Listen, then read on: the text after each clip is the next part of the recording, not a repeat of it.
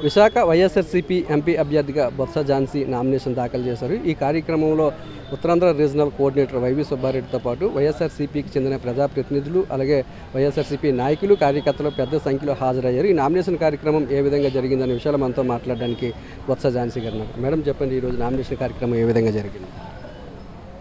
Nomination కార్యక్రమంకి ఈరోజు మా party office నుంచి బయలుదేరడం జరిగింది.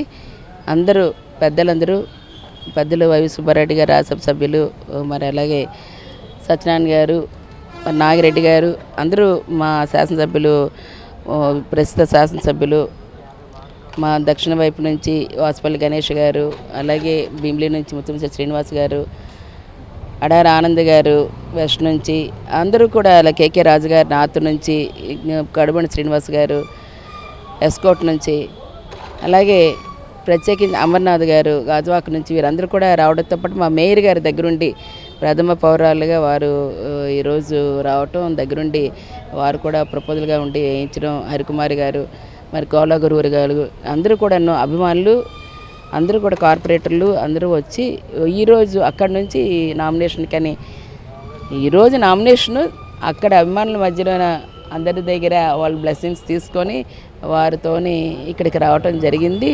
ఓన్లీ మేము మాకు వచ్చి మన ఏదైతే వారు చెప్పారో ఆ లిమిట్ ప్రకారంగా వచ్చి ఇక్కడ మేము నామినేషన్ సెట్స్ ఇవ్వటం జరిగింది.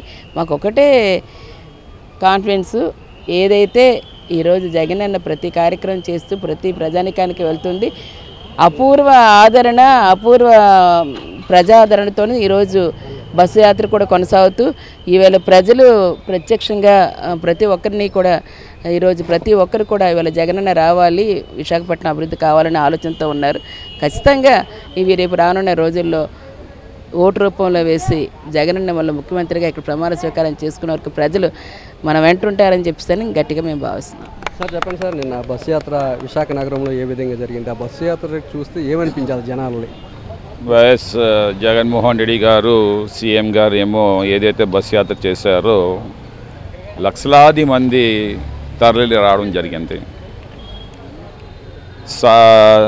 సీఎం గారిని ఒక్కసారి అయినా సరే చూడాలి, ఒక్కసారైనా తాకాలి అని లక్షలాది మంది నాయకులు, కార్యకర్తలు, శ్రేయోభిలాసులు, అభిమానులు అందరూ కూడా రావడం జరిగిందన్నమాట.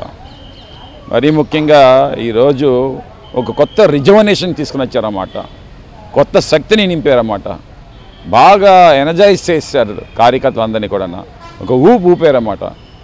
సో మరింత శక్తితో ఈ 20 రోజులు కూడా కసిగా పనిచేయడం కోసం అని చెప్పేసి సీఎం రాక మాకు బాగా ఉపయోగపడింది, ముఖ్యంగా మా నాయకులకి, కార్యకర్తలకి.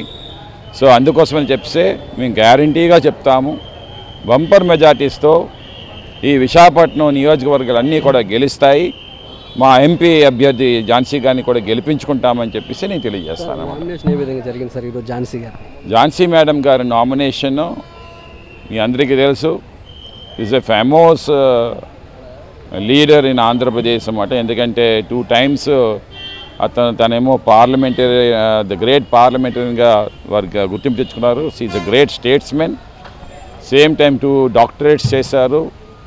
సో అలాంటి మహా లేడీకి ఈరోజు ఎంపీ అభ్యర్థిగా ప్రకటించడం జగన్మోహన్ రెడ్డి గారు, అది కూడా విశాఖపట్నం పుట్టి పెరిగిన మహిళ.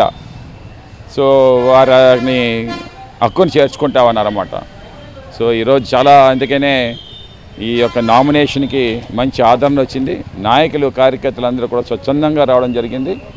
తన గెలుపుకి కృషి చేస్తామని చెప్పేసి భక్తితో ఈరోజు వారందరూ కూడా దేవుని మీద ప్రమాణం చేసి కూడా తెలియజేశారన్నమాట.